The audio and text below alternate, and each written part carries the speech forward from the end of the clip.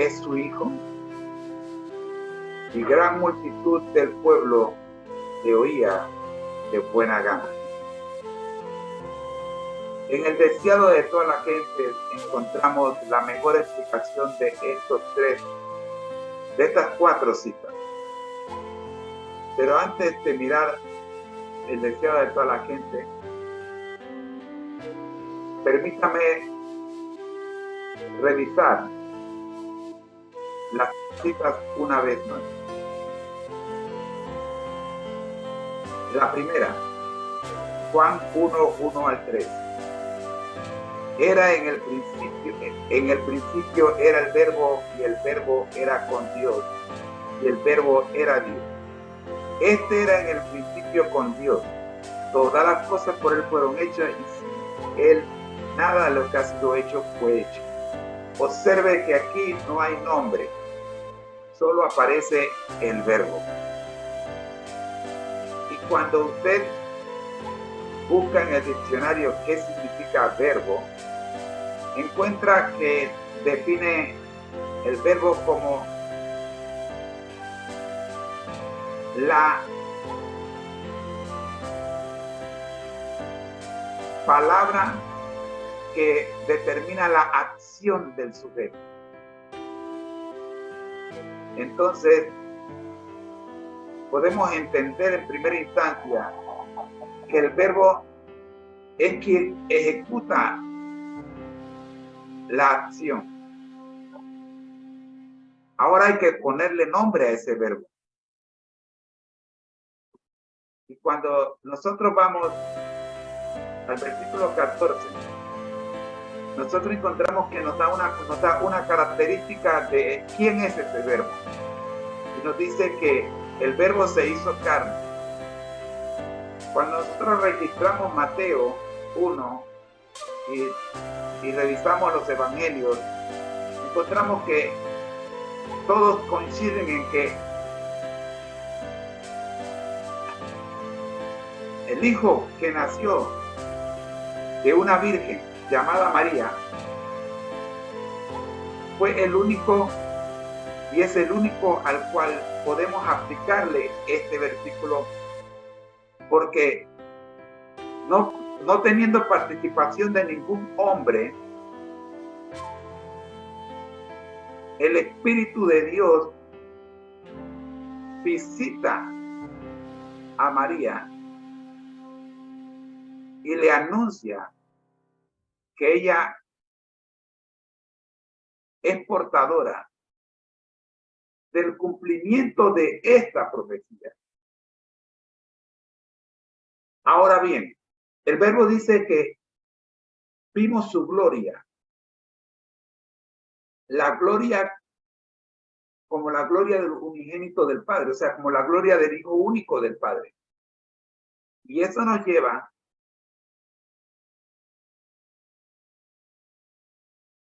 a pensar, ¿quién puede representar la gloria como la gloria del unigénito del Padre, sino el Hijo del Padre? Hebreos 1:1 al 3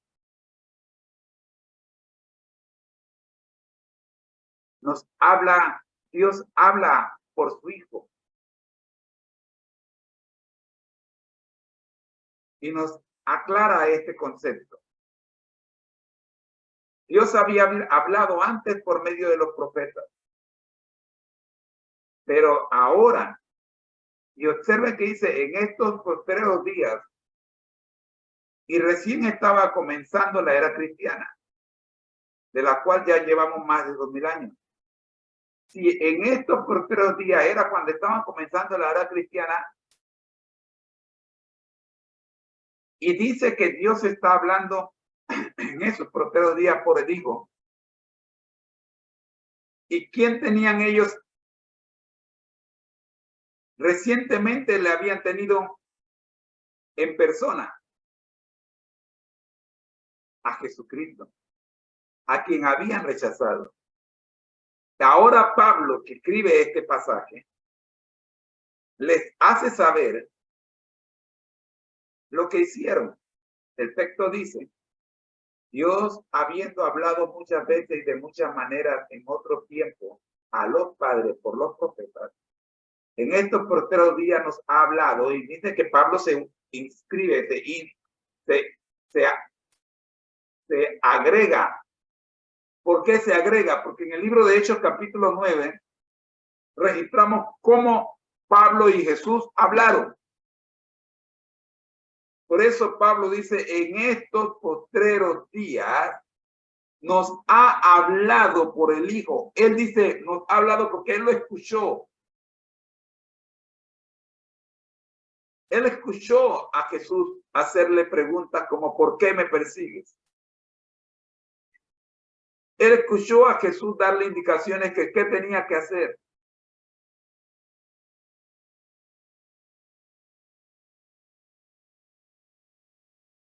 Pablo estaba convencido que en sus días ya estaban viviendo los postreros días. Y que la venida del Señor estaba pronta. El regreso del Señor estaba pronto. Presto. ¿Qué más dice de este que él comienza llamando hijo? A quien constituyó heredero de todo, por quien asimismo hizo el universo. Y esto es exactamente, coincide con lo que dice Juan 1:3. Que dice, todas las cosas por él fueron hechas y sin él nada de lo que ha sido hecho fue hecho. ¿Estamos claros? El cual siendo el resplandor de su gloria y la imagen misma de su sustancia, en quien sustenta todas las cosas con la palabra de su poder, habiendo efectuado la purificación de nuestros pecados por medio de sí mismo, se sentó a la diestra de la majestad en las alturas de los cielos. Y esto coincide con una cita que se encuentra en Efesios capítulo 2 y coincide con Juan 1:14.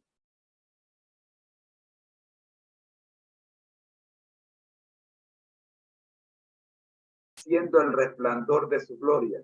Juan 1:14 dice, gloria como la del unigénito del Padre. Y Efesios 2 dice, que sentó en lugares celestiales, en los lugares celestiales, en el trono del Padre. Amigo, esto estaba profetizado y se cumplió en Jesús. Miqueas 5:2 dice que Belén, Efrata, sería la ciudad de la cual saldría, la cual tendría el privilegio de ver al Redentor nacer. Y así se cumplió. Jesús nació en Belén, Efrata. Marcos 12:35 al 37 nos lleva a la pregunta inicial. Jesucristo, hijo de David. ¿De quién es hijo el Cristo? ¿Por qué se dice que es hijo de David? Y también se dice que es antes que David. ¿Cómo se entiende esto? El propio Jesús hizo la pregunta. Enseñando Jesús en el templo, decía, como dicen los escribas que el Cristo es hijo de David. Porque el mismo David dijo por el Espíritu Santo. Dijo el Señor, dijo el Señor a mi Señor. Escuche bien. Siéntate a mi diestra hasta que ponga tus enemigos por estrado de tus pies. Una vez más aparece la palabra siéntate. Una vez más aparece el concepto de que Jesús está sentado a la diestra de su Padre. ¿Y hasta cuándo estará sentado a la diestra de su Padre? Dice, hasta que ponga a sus enemigos por el lado de sus pies. Y esto nos recuerda a Génesis 3:15. ¿Se acuerdan? Él te morderá en el calcañar y tú le aplastarás la cabeza. David mismo le llama Señor a Jesucristo. Jesús pregunta, ¿cómo pues es su hijo? Y la gran multitud del pueblo le oía de buena gana. Como dije anteriormente, en el deseado de toda la gente encontramos la mejor explicación de estos 4 párrafos con la siguiente cita. Desde los días de la eternidad, el Señor Jesucristo era uno con el Padre. ¿Aló? Era la imagen de Dios. ¿Aló? Tercero, la imagen de su grandeza y majestad. Y cuarto, el resplandor de su gloria. ¿Dónde dice esto? Aquí está.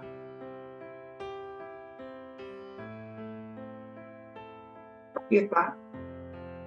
Hebreos 1, versículo 3. El cual siente el resplandor de su gloria y la imagen misma de su sustancia, y quien sustenta todas las cosas con la palabra de su poder, habiendo efectuado la purificación de nuestros pecados por medio de sí mismo, se sentó a la diestra de la majestad de las alturas. No es un invento de la escritora. Es el análisis de la cita presentada por los mismos que como ella se dejaron conducir por el Espíritu Santo. No hay contradicción entre los escritos, porque es el mismo autor. Y aquí viene el cierre. Al venir a morar con nosotros, ¿se acuerdan? Emmanuel. Jesús iba a revelar a Dios, tanto a los hombres como a los ángeles. Él era la palabra de Dios. Y aquí está la frase que debe quedar en la mente de todos nosotros. El pensamiento de Dios hecho audible. El pensamiento de Dios hecho audible. Esto describe realmente a Jesús. Jesús es el pensamiento de Dios hecho audible. Cuando usted escucha a Jesús, usted escucha a Dios. Porque Jesús es el pensamiento de Dios hecho audible. Decía esto a la gente, página 11.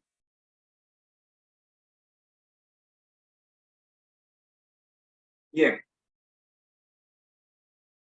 A pesar de todo esto, la divinidad de Cristo no ocupa el lugar principal en el pensamiento de Mateo, en contraste con Juan 1 al 4, quien inmediatamente escribe acerca de la deidad de Cristo antes de comenzar a tratar el lado humano de Jesús, como lo hace ya en el versículo 14. ¿Se acuerdan que les dije que dice, y el verbo se hizo carne y vimos su gloria, gloria como de la del unigénito del Padre? En cambio, Mateo, a diferencia de Juan, se concentra mucho en la humanidad de Cristo. Juan comienza hablando de la divinidad de Cristo, pero Mateo comienza hablando de la humanidad de Cristo. Mateo ve a Jesús como el hijo de David, Por ende, como David es hijo de Abraham, Jesús es el hijo de Abraham. Luego repasa desde Abraham el linaje de los antepasados humanos de Jesús hasta su nacimiento, todo con el deseo de mostrar a sus lectores que Jesús de Nazaret era realmente el Mesías predicho en la profecía del Antiguo Testamento. Es el propósito de la genealogía presentada por Mateo y que nos regaló esa evidencia de que pudiéramos tener la certeza de que Jesús era Dios hecho hombre. Mientras que Juan presenta a Jesús como Dios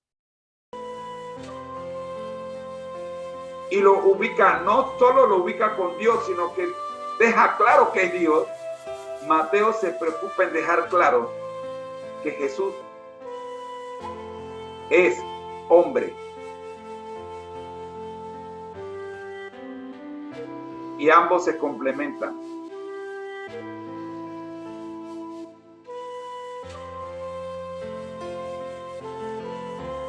Y observe que Mateo deja claro que a pesar de que Jesús es hombre, es antes que David, aunque es el hijo de David. ¿Cómo se explica eso? Mateo lo explica muy bien.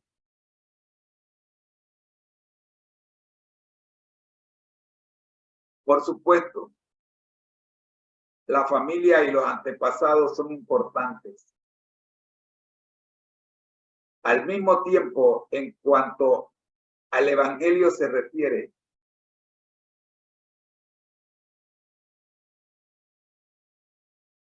nuestros padres o abuelos o cualquiera de nosotros, de nuestros antepasados, son irrelevantes.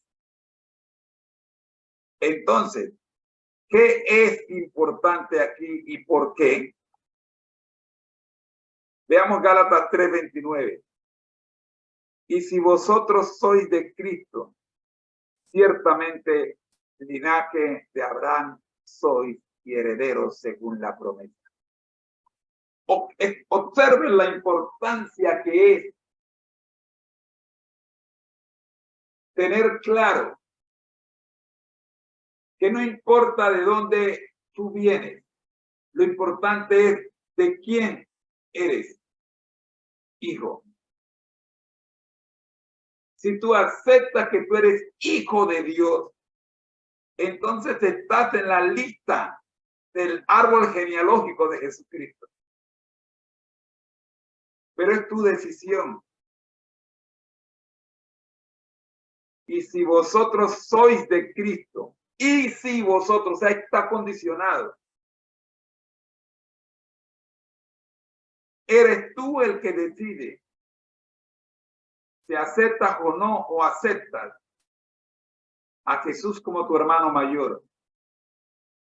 Por ende, entrarás en la genealogía de Jesucristo y no cualquier genealogía. Esto es lo que Mateo quiere decir. Y hasta aquí el estudio de hoy. Amigos, soy su hermano en Cristo, José Moreno, y te invito a orar. Gracias, Señor, le damos por permitirnos el análisis de vida con objetivos, estudiando las 4 citas presentadas en la mañana de hoy. Que le veamos importancia no a nuestro árbol genealógico, sino al árbol genealógico de Jesucristo, del cual nosotros somos injertados, por cuanto hemos aceptado a Jesús como nuestro hermano mayor. Gracias, Señor, por Jesús. Amén. Ha sido una presentación del Ministerio Conéctate Jesús en la voz de su hermano en Cristo, José Moreno. Somos Seminario Jesús. Estamos en las redes sociales que están en pantalla. Gracias por suscribir. Bendición.